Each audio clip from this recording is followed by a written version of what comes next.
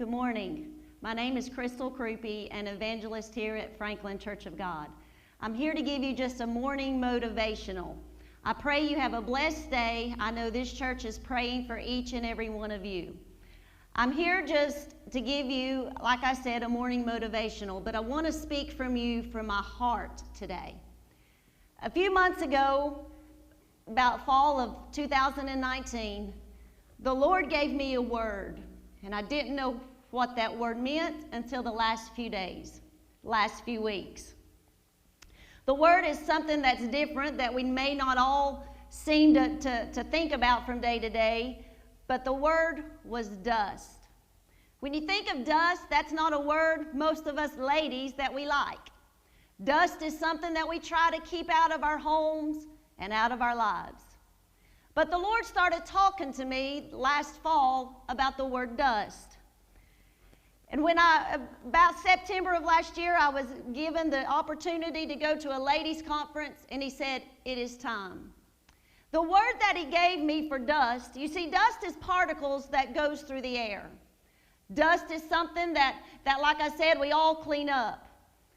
But when he gave me the words, he gave me a promise behind the word dust. He gave me the promise of when the dust settles. And when I started looking at that, when the dust settles, that means a situation that will be made clearer and after it is calmed down. When the dust settles means that when you talk about when the dust settles, it means that it becomes clearer. It becomes calm after a period of change or confusion. So I'm here this day to say yes. In the last few weeks, we have went through a period of change. We have went through a period of chaos. We have went through isolation. But he gave me a word that has kept me through the last few weeks, is when the dust settles. Psalms 113 says in verse number 7, he raiseth up the poor out of the dust, and he lifteth the needy out of the dunghill, that he may set him with princes, even with the princes of his people. He maketh the barren women to keep house, to be a joyful mother of children. Praise ye the Lord.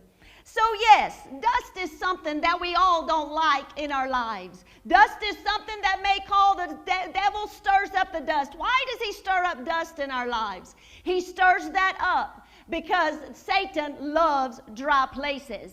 And you see, when I started thinking of the dust, he showed me a dust storm. Not a thunderstorm, not a tornado, but a dust storm.